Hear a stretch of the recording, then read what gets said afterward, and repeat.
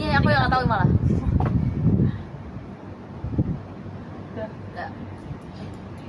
Udah ini dah sudah. Oh, udah. Ya. Udah Udah semua. Nah. Assalamualaikum warahmatullahi wabarakatuh. Waalaikumsalam warahmatullahi wabarakatuh. Halo guys. Aku Atlata Febriana dengan NIM akhir 504 sebagai moderator, dan ini rekan saya. Aku Amelia Griskala Dwi Kusuma dengan NIM akhir 523. Aku Nisfa Fadlan Rasanah dengan NIM akhir 521. Dan aku Khalifatul Satya Intan Nurrahma dengan NIM akhir 516. Dan aku Dela Pita Risa dengan NIM 480. Di sini akan memenuhi tugas pemerintahan Pemerintahan wes gitu ya. Ya. Kamu ngerti yang maju lagi nggak sih? Apa Udah ya, kamu pernah video ini? Apa iya maju nih? Enggak benar. Biar si Rizka Badannya aku nggak pernah. Aku kan nggak suka banget aku kan. Atau ini titik kan? Yuk kan Apa? agak. Yo kami kakak. Mas kira jadi kan. Nah, ya. Ya. Assalamualaikum warahmatullahi wabarakatuh. Waalaikumsalam warahmatullahi wabarakatuh. Halo guys. Halo guys. Yo, Kau sama kali. Baca lali mangat tadi. Assalamualaikum warahmatullahi wabarakatuh. Waalaikumsalam warahmatullahi wabarakatuh. Halo guys. Aku Atlata Febriana dengan NIM akhir 504 sebagai moderator dengan rekan saya. Aku Amelia Griskala Dwi Kusuma dengan NIM akhir 523. Aku Nisfa Fadlan Rasanah dengan NIM akhir 521. Dan aku Khalifatul Satya Intan Nurrahma dengan NIM akhir 516. Dan aku Dela Pita Risa dengan NIM 480. Untuk memenuhi tugas administrasi pemerintahan daerah, kami mengambil negara Inggris dengan judul Perjalanan Panjang Pemerintahan Inggris. Langsung aja nggak sih ke pembahasan?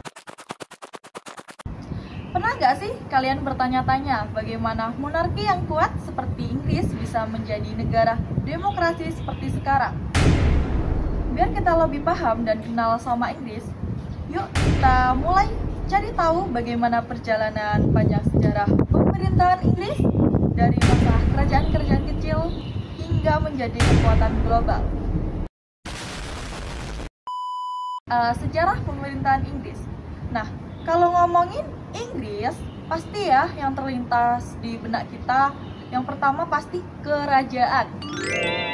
Hal ini nggak terlepas dari betapa tersohornya berita tentang Royal Family Inggris yang penuh intrik dan nyentrik. Tapi yang jadi pertanyaan utama nih, kenapa monarki Inggris bisa demokrasi?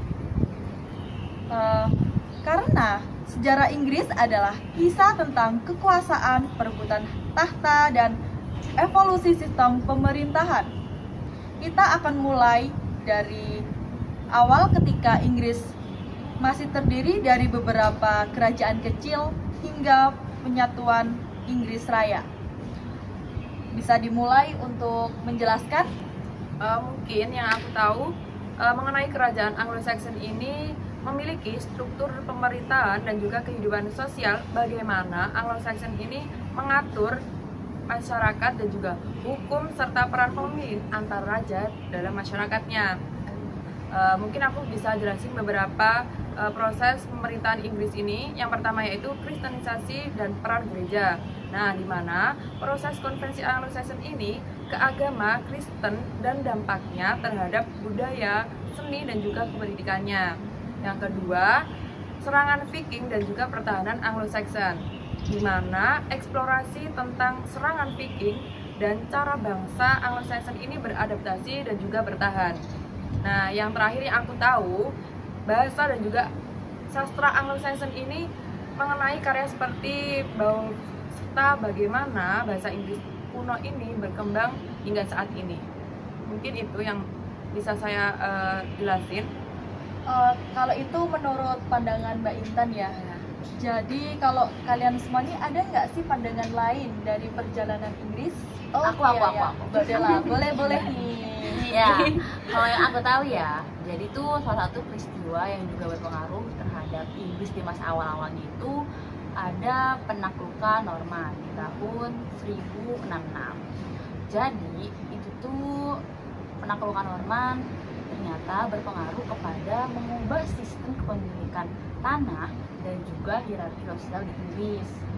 Dimana ini itu tuh didasari sama strategi militernya William de Conqueror, dimana tuh ini juga ternyata berpengaruh ke bahasa Inggris saat ini seperti kosakatanya, terus juga tata bahasanya, dan terakhir gaya komunikasinya. Semua ini tuh ternyata catatan dari Domesday Book, dimana itu juga ngejelasin tentang administrasi ekonomi Inggris saat itu. Oh gitu ya. Baru tahu. Betul. Mungkin yang lain juga ada fakta unik. Ternyata itu ya, dalam sejarah panjang pemerintahan Inggris, dalam kekuasaan itu ternyata ada perang saudara.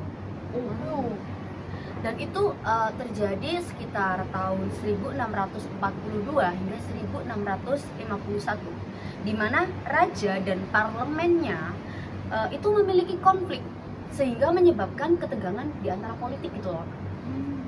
Yaitu tepatnya terjadi saat masa pemerintahan Raja Charles I dan parlemennya, dan itu disebabkan oleh faktor agama.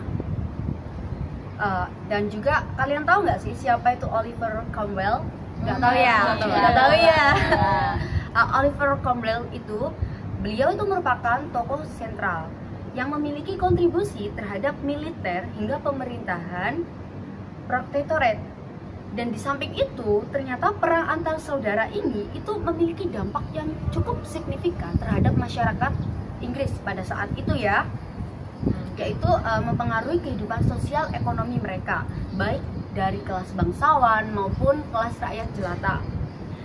Dalam proses penghapusan monarki itu baru terimplementasi pada saat pemerintahan Raja Charles II, tepatnya pada tahun 1660 loh. Oke, aku mungkin sedikit menambahkan ya. Tadi yang sudah Mbak Della dan Mbak Griska sebutkan mengenai penaklukan Norman dan perang saudara Inggris, aku juga nih mau nambahin tentang terjadinya revolusi glorious pada tahun 1688, di mana pergantian kekuasaan tanpa pertumpahan darah, mengenai bagaimana William III dan Mary II mengambil alih tahta tanpa konflik besar. Selanjutnya juga dari revolusi glorious ini pengaruhnya terdapat dampaknya pada perkembangan hak dan kebebasan serta peran parlemen dalam pemerintahan Inggris sendiri, yaitu juga selanjutnya terdapat Bill of Rights pada tahun 689, di mana analisis tentang undang-undang dan bagaimana hak konstitusional ini membentuk demokrasi modern. Nah, yang terakhir ini terdapat relasi Inggris dengan Eropa, yaitu bagaimana revolusi ini mengatur ulang hubungan Inggris dengan kekuatan-kekuatan Eropa lainnya. Itu sih mungkin dari aku. Oh, jadi gitu ya perjalanannya Inggris ini. Dari sudut pandang kalian sangat menarik banget. Dan untuk itu, negara Inggris juga ini gimana ya, modern, bentuknya sejarahnya itu sangat kompleks. Selanjutnya mungkin kita akan bahas bentuk dan sistem pemerintahan ya. Marilah kita bedah bentuk dan sistem pemerintahan Inggris ini, karena sistem pemerintahan Inggris ini sangat unik banget nih katanya nih ya. Mungkin kalian ada yang tahu nggak sih? Aku. Boleh. Ternyata negara Inggris itu menerapkan sistem monarki konstitusional yang berkembang dari monarki absolut ke konstitusional, yang dimana itu menekankan peran simbolis. Kalian tahu nggak apa itu peran simbolis? Peran simbolis itu ternyata raja dan ratu yang dikenal sebagai pemimpin negara Inggris itu ternyata hanya sebuah simbol. yang dimana ternyata raja dan ratu ini itu mempunyai keterbatasan dalam pengambilan keputusan di hukum. Begitu. Mungkin aku ada melanjutkan ya. Tadi Mbak Griska menyebutkan tentang sistem monarki. Iya. Aku melanjutkan mengenai sistem parlementernya, di mana model parlementer yang menghubungkan eksekutif dan legislatif ini, atau yang biasa kita kenal sebagai sistem bicameral, atau biasa yang disebut House of Commons dan House of Lords, sendiri dari House of Commons dan House of Lords sendiri juga memiliki perbedaan utama nih. Salah satunya yaitu cara menjadi anggota. House of Commons sendiri dipilih melalui pemilu, contohnya Perdana Menteri. Berbeda dengan House of Lords, di mana ditunjuk atau melalui warisan seperti raja-raja yang sekarang ini. Oh, yang tadi aku sebutin itu Iya, ya. gitu. Oke. Nah, selanjutnya terdapat kekuasaan, di mana House of Commons lebih kuat dalam pembuatan undang-undang. Berbeda dengan House of Lords, di mana kekuasaan lebih terbatas, fokus pada revisi. Selanjutnya terdapat representasi, di mana House of Commons representasinya langsung dari rakyat, sedangkan House of Lords tidak selalu berrepresentasi dari rakyat. Nah, yang terakhir ada anggota, di mana House of Commons berasal dari berbagai latar belakang, umumnya pada politisi partai. Berbeda dengan House of Lords, yaitu banyak anggota yang memiliki keahlian khusus di bidang tertentu. Mungkin itu sih dari aku. Oh, itu kan sistem parlementernya ya, Iya. terus sistem-sistemnya gitu. Nah, kalau perannya nih, apa sih perannya dalam sistem pemerintahan Inggris ini? Apa aja itu? Mungkin ada yang tahu dari kalian? Aku tahu. Boleh. Jadi tuh untuk gimana perannya parlementer itu, jadi mereka itu tuh terlibat dalam proses legislasi, terus juga mereka tuh mengontrol pemerintahannya. Nah, mereka juga ngelakuin kayak semacam pengawasan terhadap anggaran-anggaran apa aja yang dibutuhin pemerintah. Jadi mereka itu benar-benar memastikan kalau anggaran ini tuh berjalan dengan baik gitu. Jadi perannya mereka ini benar-benar mewakili rakyat. Jadi juga mereka tuh sekaligus ngawasin eksekutifnya biar nggak melenceng gitu. Ada di sini jalan. Aku ada tambahan nih sedikit, ada yang aku tahu. Oh. Itu ada kekuasaan eksekutif dan juga peran Perdana Menteri dan kabinetnya. Nah, hubungan kebijakan publik ini antara eksekutif dan juga parlemen serta konvensi dalam pemerintahnya. Mungkin itu yang aku tahu.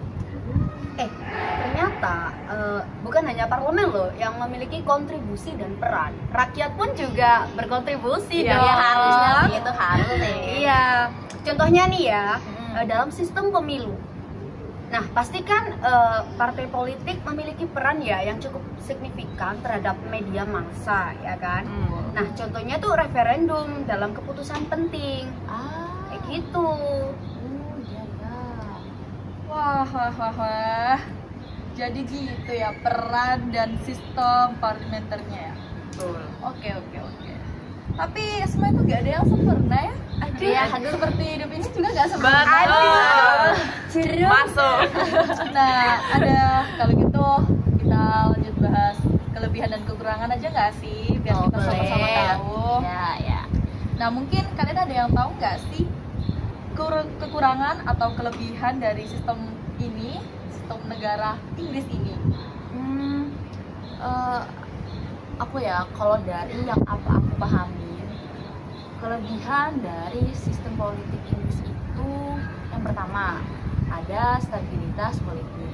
Jadi sistem monarki konstitusional yang Inggris anut itu ternyata menjamin stabilitas dan transisi kepemimpinan yang lancar.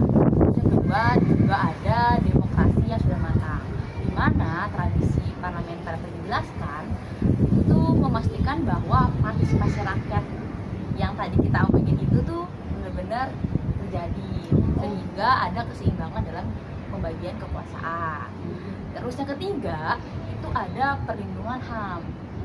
Jadi sistem hukum Inggris itu benar-benar menjamin bahwa hak asasi manusia dan kebebasan masyarakatnya itu dilindungi.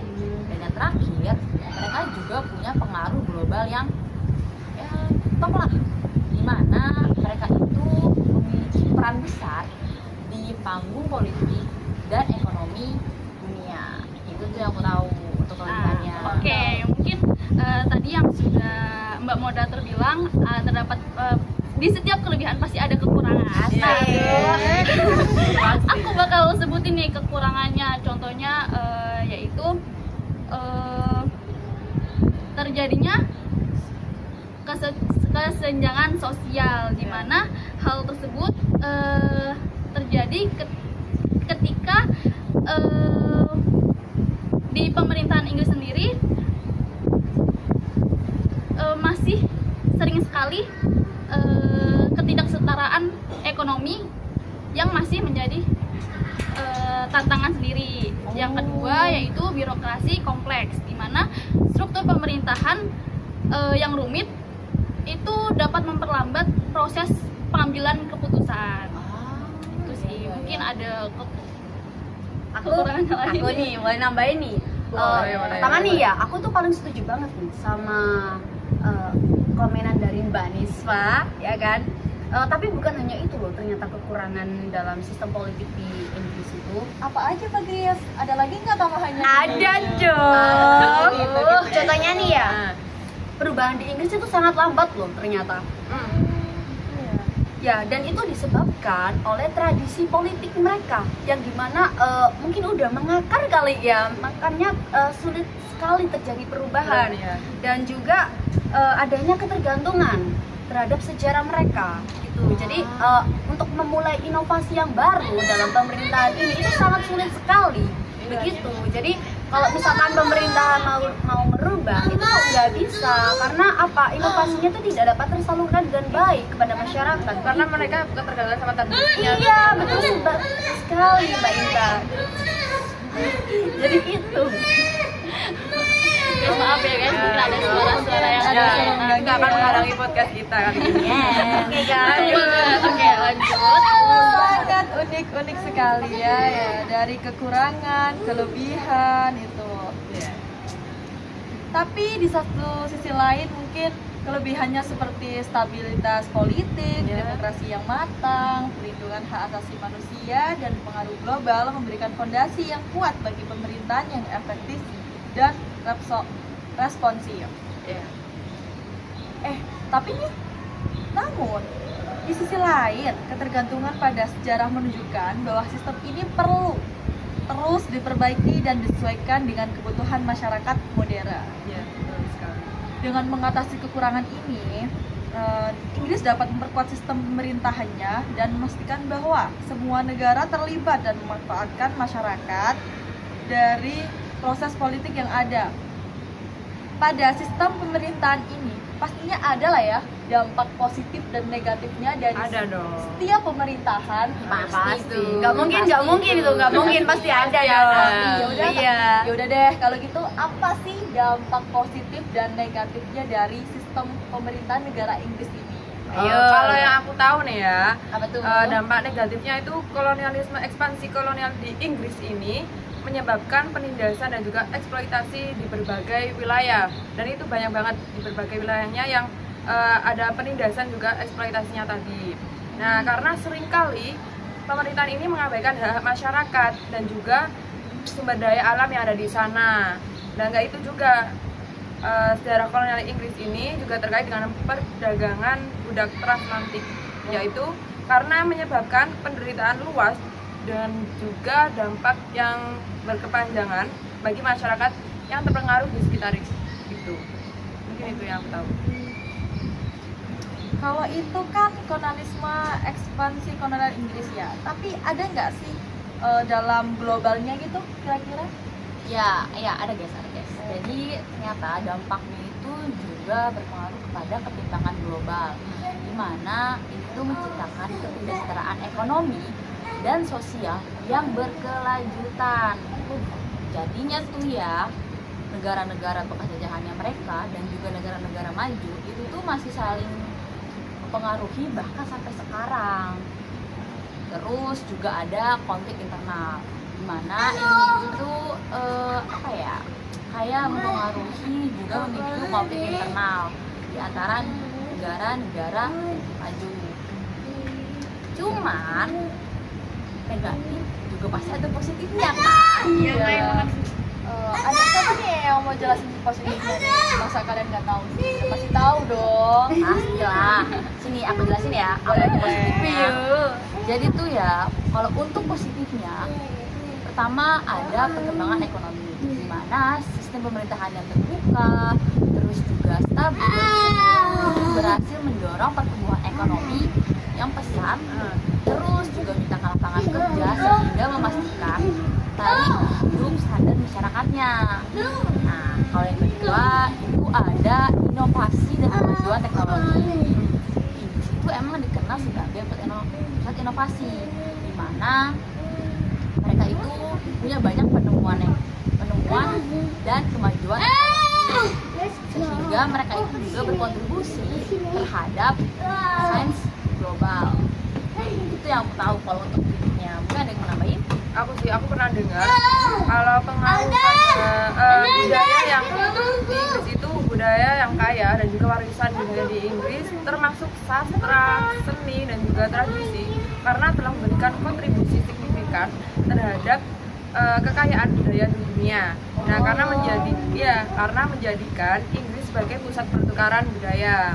Nggak cuma itu aja ya, pengaruh pada sistem pemerintahan negara lain juga, dan juga ada sistem pemerintahan di Inggris karena termasuk demokrasi parlementer. Karena itu telah menjadi model bagi banyak negara di seluruh dunia karena menginspirasi reformasi politik dan juga demokrasi. Oh, jadi gitu ya. Dari semua yang dijelasin kalian kali ini dan pandangan-pandangan kalian tentang perjalanan panjang pemerintahan negara Inggris. Oke, selanjutnya mungkin aku dapat menyimpulkan nih, perjalanan panjang pemerintahan Inggris menunjukkan bahwa transformasi dari kerajaan-kerajaan kecil menuju monarki konstitusional yang demokratis. Seiring dengan peristiwa penting seperti penaklukan Norman, Perang Saudara, dan Revolusi Glorious, Inggris membangun fondasi untuk pemerintahan modern. Tapi saat ini sistem pemerintahan Inggris menawarkan kelebihan seperti stabilitas politik, demokrasi yang matang, perlindungan hak asasi manusia, dan pengaruh global yang kuat. Namun, tantangan seperti ini, kesenjangan sosial, birokrasi kompleks, lambatnya perubahan, dan ketergantungan pada sejarah tetap perlu diatasi. Ya iya dong, harus diatasi ya. Itu tugas pemerintah. Oke. Dan mungkin dari segi dampak ya, Inggris menunjukkan sisi positif seperti perkembangan ekonomi, inovasi, dan pengaruh terhadap sistem pemerintahan negara lain. Tetapi juga menghadapi dampak negatif seperti kolonialisme, perbudakan, dan konflik internal.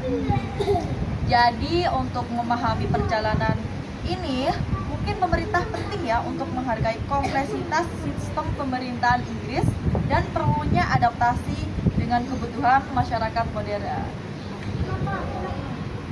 Mungkin itu ya yang dapat kelompok kami sampaikan. Bila ada salah, saya minta maaf dan Kami akhiri. Mohon maaf. Wassalamualaikum warahmatullahi wabarakatuh.